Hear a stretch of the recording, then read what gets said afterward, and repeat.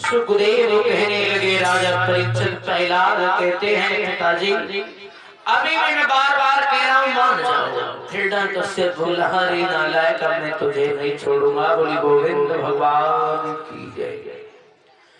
उसी समय जल्लादों से कहा ऐसा करो खम्मा जो है ना जल्दी से गर्म करवाओ, बहुत देर हो गई, गर्म करवाओ। अब खम्मे के लिए भैया गर्म करवाया, इतनी तेज गर्म करवाया, इतनी तेज गर्म करवाया, लाल हो गया खम्मा। मंत्री पहरेदारों ने कहा देखो महाराज खम्मा गर्म हो गया, अब क्या करना है? करना क्या है देख रहे हो ना, इस नालायक को पकड़ो। पहला आपको बोले हाँ पकड़ो, खम्मे की कोलियां भरवाओ। पहला से कहा इधर आओ। क्यों? चल बहुत देर हो गई, तूने मेरी बहन को मार डाला, गरम तेल में नहीं जला, पहाड़ से छुड़वाया तब भी नहीं मरा, जहर से नहीं मरा। अब देखता हूँ तेरा नारायण का रक्षा करेगा। इस खम्मे की कोलियां बार बेटा प्रहलाद घबराए गए, सोचने लगे प्रभु अब क्या करे।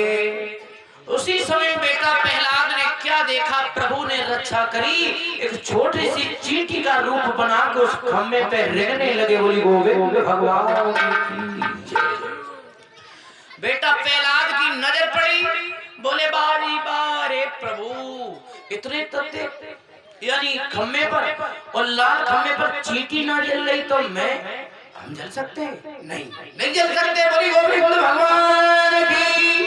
भगवान ने सूक्ष्म रूप में आके धीरज बदलवा दिया अपने भक्त के लिए, और हिरण्यकश्यप ने क्या किया, तलवार लाई और पीछे खड़ा होगा, पकड़ इस खम्मे को, पकड़ना लायक पकड़, जल्दी से पकड़। उसी समय बेटा प्रहलाद कहने लगे नारद पिताजी नारायण की जय हो, नारायण की जय हो, बता तेरा नारायण कहाँ है? बेटा प्रहलाद कहने लगे पिताजी मेरा नारायण इस खम्मे में है। बोले नारायण भगवान की। उसी समय नारायण का नाम लिया कि मेरा पिता जो है इस खम्मे में है। उसी समय नरसिंह भगवान प्रकट हो गए। बोली नरसिंह भगवान की जय।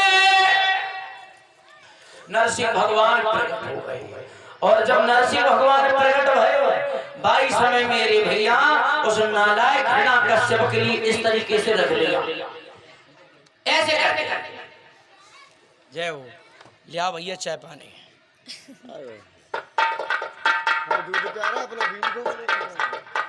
दूध सवेरे दे गिलास मिलेगा हो तो कोई तारीफ की बात होगी? खाली रोटी खाए भाई बस एक गिलास शुरू बहु है, वो चाह तो पीते नहीं है तो हमारे हम डिब्बा भरू भरू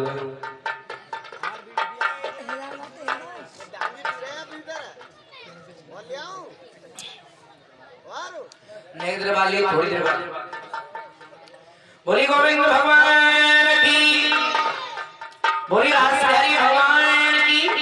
ऐसा नहीं शरीर है भाई, अब शरीर में कोई ताकत तो बन के थोड़ी आएगी, जब खाएंगे पिएंगे नहीं तो मर जाएंगे 2 दिन में। हाँ 2 दिन में ही अब काम हो जाएगा, फिर लोग आप कहोगे कि सात्री काबा मर गए का, तो तुरंत देखेंगे दूसरा सात्री बुला, दूसरा झंडा हुआ बुला। बोली गोविंद भगवान की। अब मेरे भैया हुआ ये सुखदेव कहने लगे राजा परीक्षित आज उस नालायक के लिए ऐसे करके रख लिया, ना ऊपर ना नीचे ना बाहर ना भीतर, ना दिन में ना रात में, ऐसे करके रख लिया। गेट के जस्ट बीच में रख लिया, आधा इधर को निकाल लिया आधा उधर को निकाल लिया, और ऐसे करके रख लिया घुटनों पे, और ऐसे करके रख लिया, और ना ऊपर कह सकते ना नीचे कह सकते, और संध्या का वक्त हो रहा था, ना दिन कह सकते ना रात कह सकते, और पकड़ लिया। और जब नरसिंह भगवान ने उसको पकड़ा और कहा बारी बारी अरे बता नालायक तूने मेरे भक्त के लिए बहुत परेशान किया, तुझे क्या दंड दे। हिरण्यकश्यप कहने लगा, सुनो, दंड की बात कर रहे, हमें मारना आए, हम तो वैसे ही पहले वरदान मांग चुके हैं। कौन कौन से वरदान मांगे हैं? हमने ऐसे वरदान मांगे ब्रह्मा जी से, जो कोई से महीना में ना दिन में ना रात में, तेग से ना तलवार से ना अस्त्र से ना शस्त्र से ना पश से ना नर से ना दिन में रात में, बाहर ना भीतर ना ऊपर नीचे, कोई से महीना में नहीं मर सकते हैं। नरसिंह भगवान बोले, अरे नालायक, तेरे मारने के लिए मैंने 13वां महीना बनाया है स्पेशल लौंड का बोली गोविंद भगवान की जय। जिसको आज लौंड का महीना कहते हैं, वो नरसिंह भगवान ने उसे मारने के लिए स्पेशल बनाया था, जो 3 साल बाद पड़ता है कभी कभी है। अब मेरे भैया कहा, सुन, तेरे वरदान कौन कौन से हैं मांग ले। बोले प्रभु एक वरदान तो ये था, ना ऊपर ना नीचे है।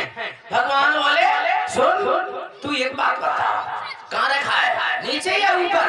बोले महाराज बीच में टंग रहे हैं, बीच में टंग रहे हैं। फिर और कौन सा है वरदान, एक और बता। बोले महाराज एक मैंने ये मांगा था, ना बाहर ना भीतर है, आधे गिट कहते और आधे होते हैं, बता बाहर है भीतर? बोले महाराज ना भीतर कह सकते ना बाहर कह सकते, और बता। और तूने ये वरदान ये मांगा था, ना दिन में ना रात में, संध्या का वक्त हो रहा था, दोनों टाइम मिलने को जा रहे, ना दिन कह सकते ना रात कह सकते, बता। दिन है कि रात है?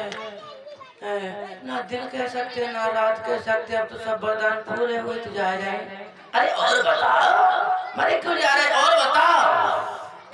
एक वरदान कौन सा मांगा था? एक वरदान वो मांगा था, तेग से ना तलवार से। बोले हाँ, फिर एक बात बता, मेरे हाथ में कुछ है तो नहीं? तो ना कुछ भी नहीं है।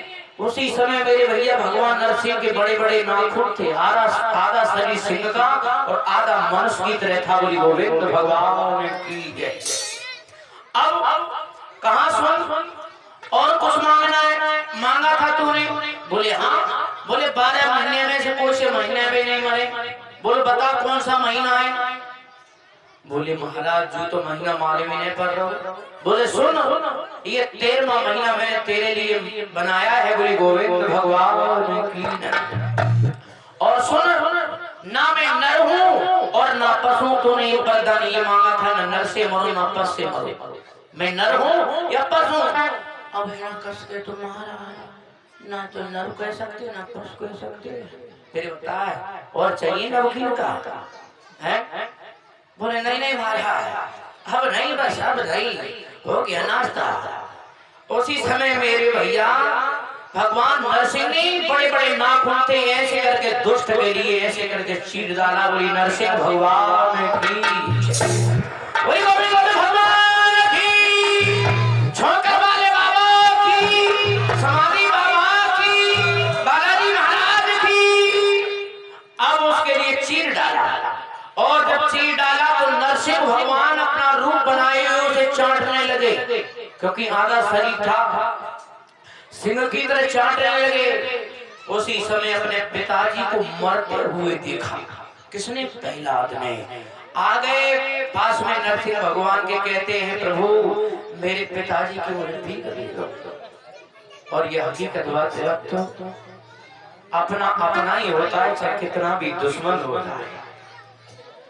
अभी प्रहलाद के लिए हिरण्यकश्यप कितना दंड दे रहा था, लेकिन प्रहलाद भगवान के सामने रोने लगे, कहने लगे मेरे पिताजी की मुझे भीख भी दो।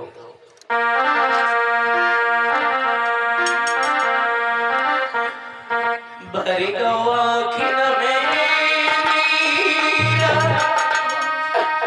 कुंवर की छूट गई थी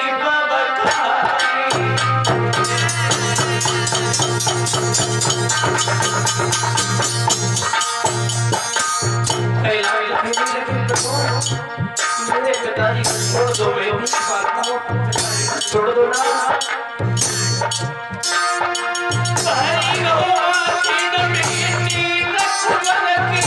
छूट गई थी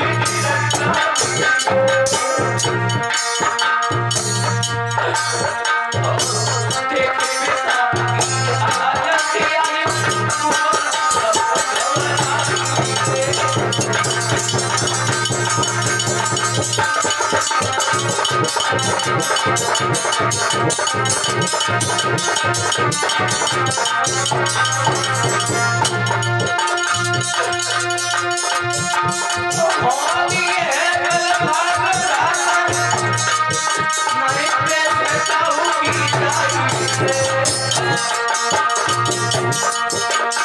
लड़की बन गई बेटा की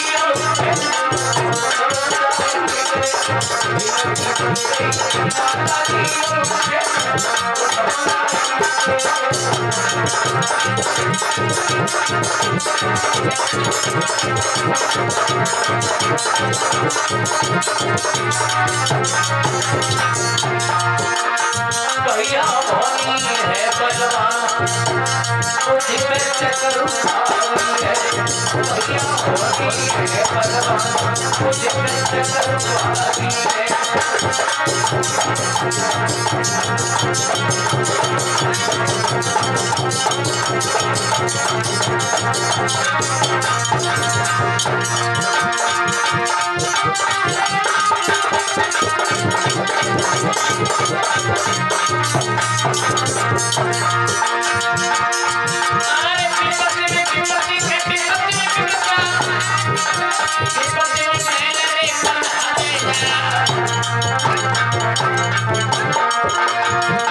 भैया के पास नहीं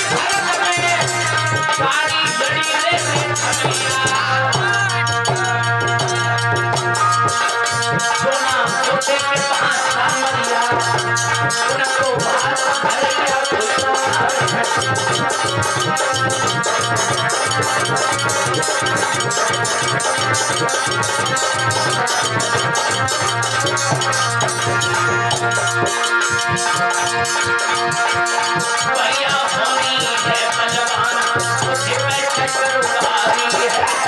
भैया होनी है बलवान, मुझे पे चक्कर उठाई है।